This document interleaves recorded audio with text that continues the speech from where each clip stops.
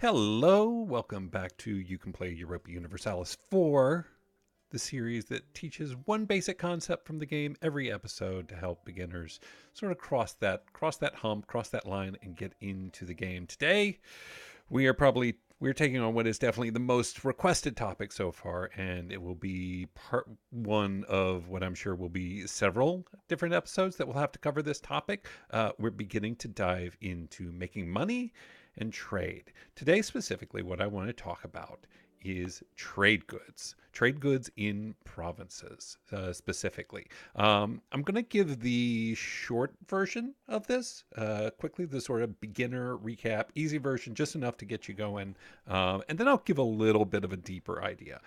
At its basics, every province, and we talked about this when we were discussing provinces in general, every province produces one thing primarily. I mean, assume that it's producing a bunch of things, but each province has its sort of primary export, its primary production.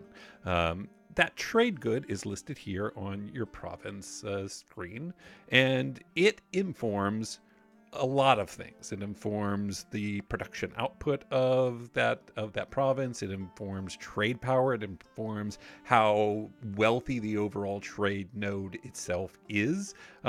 And it also even gives a benefit, usually a benefit itself. For example, here we see the cloth is the trade good for Brescia here. And we see here that it gives local development cost -10, right? It adds a base of 3 ducats into the trade node, into the overall trade modifiers, but it also gives you a reduction in how much you have to spend in upgrading the development here. And you can see that right here. If you look down there, the total cost is further modified by hills, development, and producing cloth, as opposed to Venice. If we look at Venice itself, we'll see glass actually is, again, it's a 3, but here what it does is it improves production efficiency and the amount of goods produced. So each and you have a map mode button that can show you what all the trade goods of different provinces are.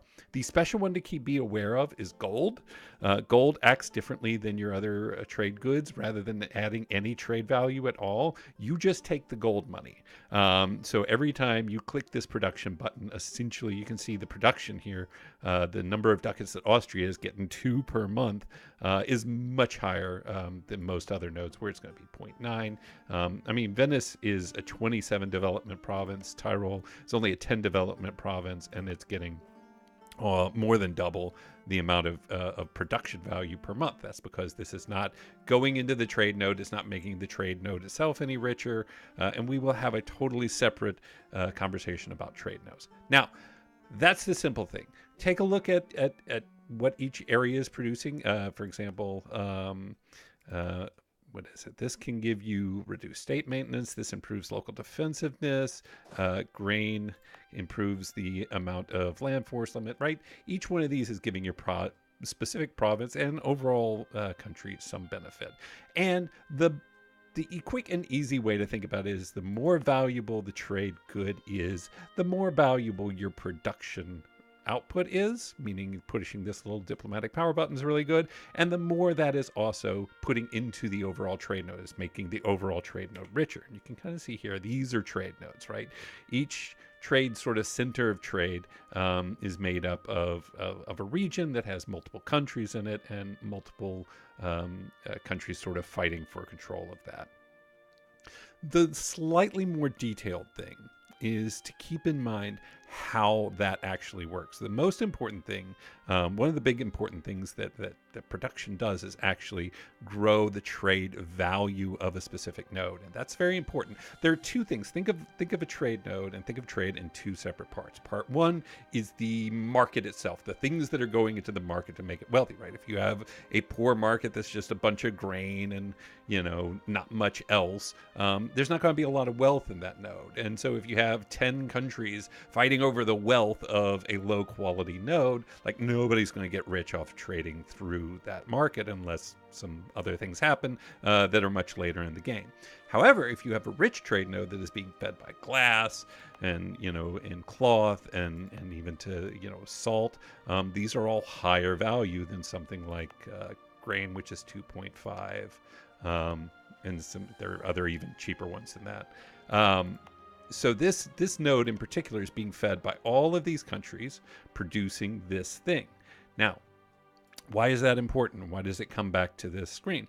Because it's not just what is going into the market, it is how much of that is going into the market. So every time you click your little diplomatic button here to increase your production and be focused here, what you're actually doing is enriching the overall node, because if you look at the trade value, you see that it's a function of two things. It is the value of the good, 3.5, times the rough amount of those you were producing. So the trade value of your province goes up every time you increase that production power, because you're increasing the number of goods produced. You can see here that each time you click this button, local goods produced goes up by 0.2. We can sort of predict what's going to happen here. Right now, there's about one of these being produced against this trade value of 3. So its trade value is slightly under. Since we know that when we click this, it's going to go up by 0.2, along with its modifiers, it's going to go up to a base production of 1, with some of bonuses associated with it.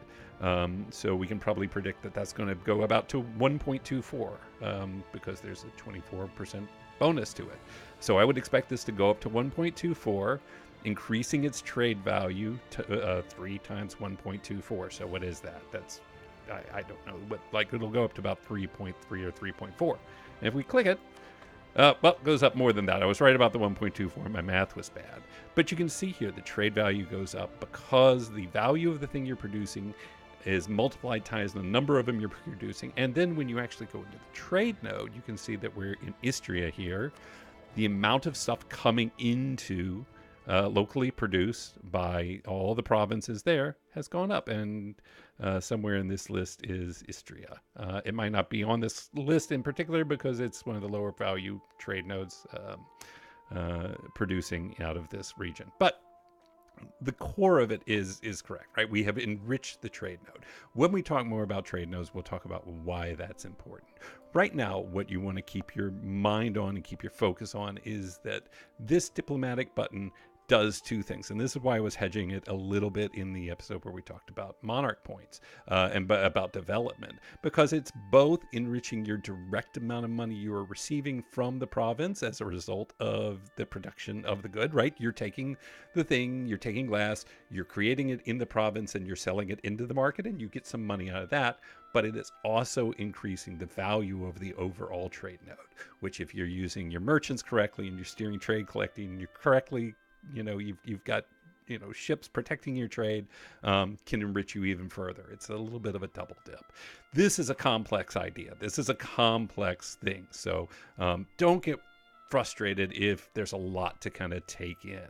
The easy part as a new player is increasing production in your in a single trade node, focusing your production into a single trade node and making yourself a very, very strong producer in that specific trade node, rather than if you're Austria or if you're France, you might want to focus on the